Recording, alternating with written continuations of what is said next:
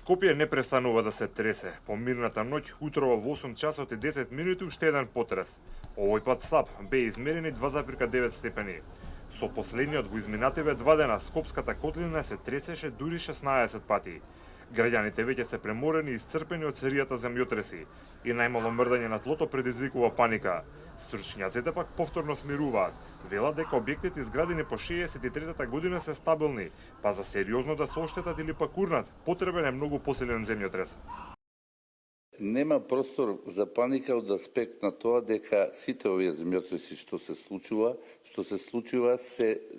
не се бројуваат во силни земјотреси, така да не постои никаква шанса да конструкциите на зградите бидат оштетени од овие земјотреси, ниту пак од оној главниот 5,4 магнитуда кој што се случи вчера.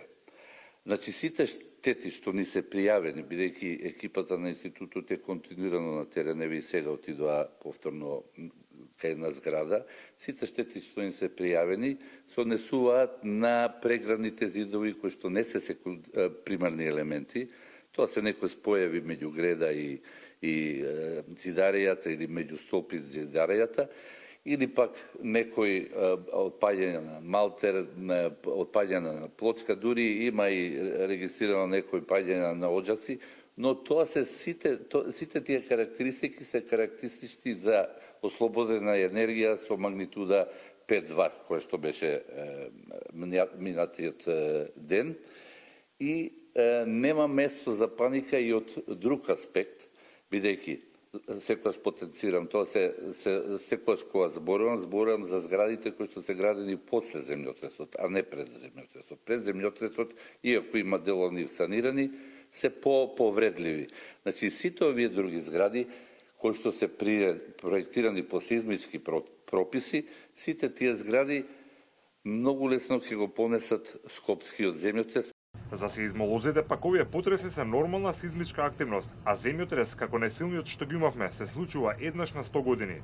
Како што можете да погледнете на сеизмограмот, двата најсилни беа во 14 и 19 со магнитуда 3,7, Рихтерова магнитуда 3,7 и интензитет од 5 степени според Европската макросеизмичка скала. А во 19 часот и 53 минути, значи во една минута имавме два потреса, од кои што првиот беше слаб, со мала магнитуда 2,3 и интензитет 3 до 4 степени според Европската макросеизмичка скала, а вториот земјотрес беше со магнитуда од 4 и осетеност, значи интензитет од 6 степени според Европската макросеизмичка скала. Како што видовте на сеизмограмот, после овие авторшокови немавме поголеми авторшокови со поголема магнитуда, значи немаше ни осетеност.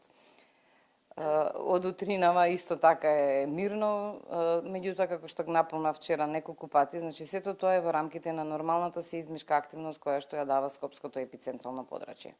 Јас морам да кажам дека вакви земјотреси се случуваат како за вчерашниот веќе, нели, од 15 часот и 10 минути што беше. Такви земјотреси се случуваат на 100 години, значи луѓето не се навикнати постојано да ги чувствуваат и да го изгубат стравот што се вели од вакви потреси. Значи, земјотрес со ваква магнитуда не може да направи оштетување, значи да се урнат згради. Од Центарот за управување со кризи велат дека до нив стигнале над 500 пријави за штети. Од таму уште еднаш апелираат бројот 195 да се користи само доколку треба да се испита безбедност на некој објект, односно дали може да се живее во него, но не и за проценка или пријава на штета.